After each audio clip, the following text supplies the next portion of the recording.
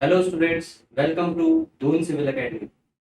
तो स्टूडेंट्स, ये वीडियो आप सभी के लिए है, ये इंफॉर्मेशन देने के लिए कि बच्चों आईबीपीएस आरआरबी ने अपनी क्लरिकल और पीओ की पोस्ट के लिए वैकेंसीज निकाल दी। तो बच्चों, आज इस वीडियो में हम लोग डिस्कस करेंगे इस नोटिफिकेशन के बारे में कि आईबीपीएस के आरआरबी के इस नोटिफिकेशन में क्या क्या इंपॉर्टेंट बातें हैं।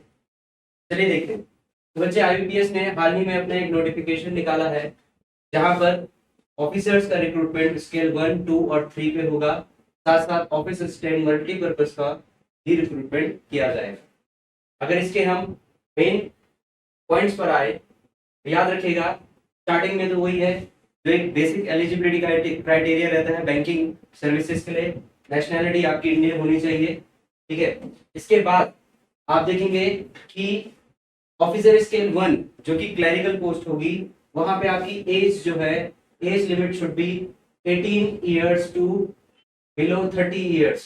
18 से 30 वर्ष की आयु होनी चाहिए। और डेट ऑफ बर्थ भी आप देख सकते हैं कि it has to be earlier than 3rd of June 1992 to 31st of May 2004। वहीं अगर आप मल्टीपर्पज की बात करें, क्लरिकल पोस्ट की बात करें, तो वहां से 18 से 28 वर्ष की आपकी आयु होनी चाहिए। साथ साथ बच्चों, आपको यहाँ पे एज रिलैक्सेशन भी मिलेगा for SC and ST candidates. There will be a 5 years of age relaxation. OBC students के लिए 3 इयर्स। और बाकी भी आपके पास यहाँ पे जो एक स्टैंडर्ड एज रिलैक्सेशन है गवर्नमेंट ऑफ इंडिया के द्वारा, वो आपको यहाँ पर मिलेगा। नेक्स्ट बच्चों, बात करें यहाँ पर एजुकेशनल क्वालिफिकेशन की, तो याद रखिएगा जो स्टूडेंट्स इसको पहली बार भर रहे हैं, तो मल्टीपर्पज जो कि क्लरिकल पोस्ट होती है, क्लर्क के लेवल की पोस्ट होती है, यहाँ पर बच्चे आपको आपको सिर्फ एक बैचलर्स डिग्री आपके पास होना चाहिए, ग्रेजुएशन कंप्लीट होना चाहिए, चाहे वो किसी भी डिसिप्लिन में हो। साथ साथ जो यहाँ पर आपके रिस्पेक्टिव आरआरबीज हैं, यहाँ पर आपकी लोकल लैंग्वेज में प्रोफिशिएंसी भी मांगी गई है। तो आप अपने अपने राज्यों से ध्यान दीजिएगा, अपने अपने राज्यों में लिस्ट देख लीजिएगा कि लोकल लैंग्वेज का ऑप्शन यहाँ पे कौन सा आ रहा है, तो उस पर आपकी प्रोफिशिएंसी होना जरूरी है।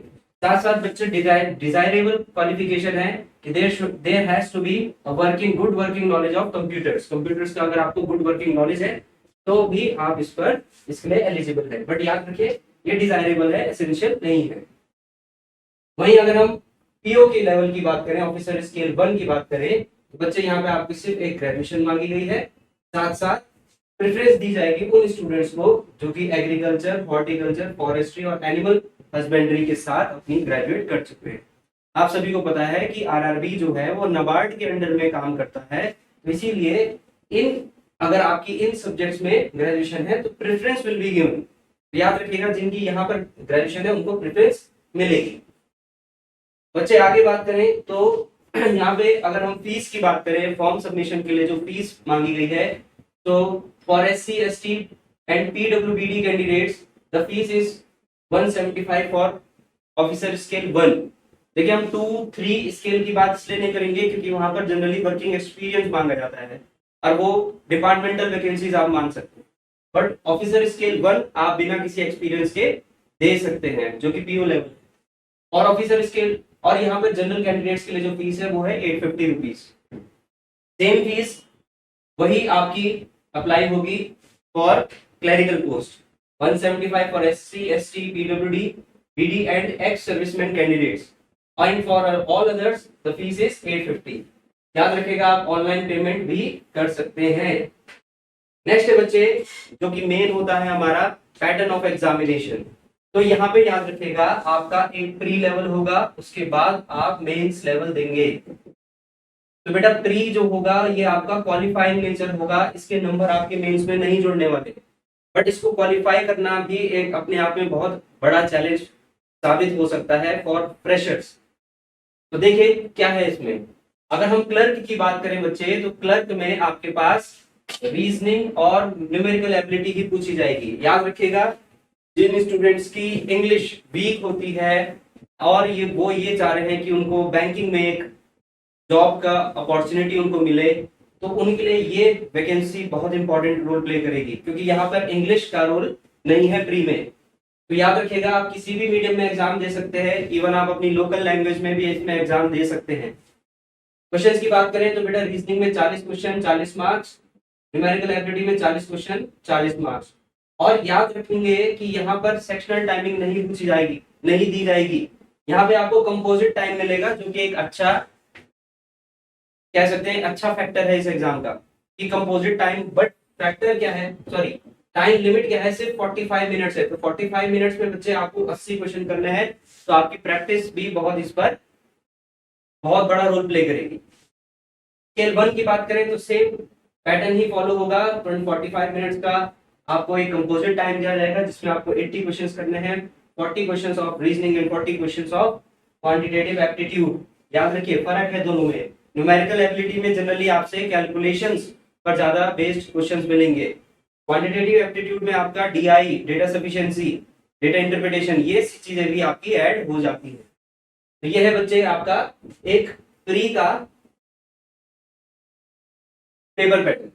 आगे बढ़ते हैं मेंस की अगर हम बात करें तो याद रखिएगा अगर आपका प्री क्वालिफाई होता है तो उसके बाद आपको ज्यादा समय नहीं लगता है, ज्यादा समय नहीं मिलता है आपकी मेंस की तैयारी करने के लिए। तो इसीलिए जब आप तैयारी शुरू करें तो याद रखें कि आप प्री और मेंस दोनों लेवल की तैयारी एक साथ ही शुरू करें, क्योंकि ज्यादा टाइम नहीं मिलेगा आपको प्री के लिए। अब अगर हम सॉरी मेंस के लिए, अब अगर हम इसके क्लैरिकल में मेंस की बात करें तो पहले देख लीजिए reasoning, computers, general awareness, English, और इंग्लिश की जगह आप हिंदी भी ऑप्ट कर सकते हैं, और न्यूमेरिकल एबिलिटी। तो लैंग्वेज का एक ही पेपर होगा, या तो आप ऑप्ट कीजिए इंग्लिश या फिर आप ऑप्ट कीजिए हिंदी। तो जिन स्टूडेंट्स को इंग्लिश से थोड़ा सा कह सकते हैं कि एक कॉम्प्लेक्स फील होता है, तो वो हिंदी पर भी यहाँ पे ट्राई कर सकते हैं, और हिंदी यहाँ पे अच्छे लेवल मतलब एक साधारण लेवल की ही पूछी जाएगी। तो बच्चे सभी का 40-40 नंबर का ही आपके पास सेक्शन है सारे के सारे। जनरल अवेयरनेस की मैं अगर बात करूं तो याद रखिएगा जो जनरल अवेयरनेस आरआरबी में पूछी जाती है वो स्पेसिफिकली रूरल डेवलपमेंट के ऊपर पूछी जाती है। नाबार्ड की पॉलिसीज, रूरल डेवलपमेंट में हमारी सरकार की पॉलिसीज क्या है, और करंट इवेंट्स में फाइनेंशियल जो भी न्यूज हैं और आरआरबीज, ये ज्यादा यहाँ पर बड़ा रोल प्ले करती है। तो बेटा यहाँ पर भी आपको एक कंपोजिट टाइम मिलेगा 2 घंटे का, तो अच्छा खासा समय है। 200 क्वेश्चन आपको करने हैं इन जस्ट 2 आवर्स। वही अगर हम पीओ की बात करें तो सेम स्ट्रक्चर ही फॉलो हो रहा है। रीजनिंग है, कंप्यूटर नॉलेज है, जनरल अवेयरनेस है जो मैंने आपको बता दिया है, इंग्लिश या हिंदी, इन दोनों में से आप कोई भी एक ऑप्ट कर सकते हैं, और यहाँ पे आपका क्वांटिटेटिव एप्टीट्यूड। यहाँ पर बच्चे आप देखेंगे कि किसी भी पार्ट को कोई ऐसा स्पेशल वेटेज नहीं दिया गया है, हर पार्ट बराबर मार्क्स का है, सॉरी बराबर नंबर का है। और अगर हम मार्क्स की बात करें तो यस वेटेज दिया गया है, क्योंकि देखिए कंप्यूटर नॉलेज 20 नंबर का है, जबकि रीजनिंग जो है वो 50 मार्क्स की है, तो रीजनिंग का वेटेज ज्यादा है बच्चों। और साथ साथ क्वांटिटेटिव एप्टीट्यूड का वेटेज भी रीजनिंग के बराबर है 50 मार्क्स का। बाकी जितने ये 3 सेक्शन है, एक लैंग्वेज और एक जनरल अवेयरनेस, इनका वेटेज 40 मार्क्स का है। तो याद रखिएगा, I take my words back, यहाँ पर सब्जेक्ट का वेटेज भी काउंट करेगा, और 2 आवर्स का कंपोजिट टाइम है। के बाद हम बात करें फीस के, तो हमने डिस्कशन कर लिया है।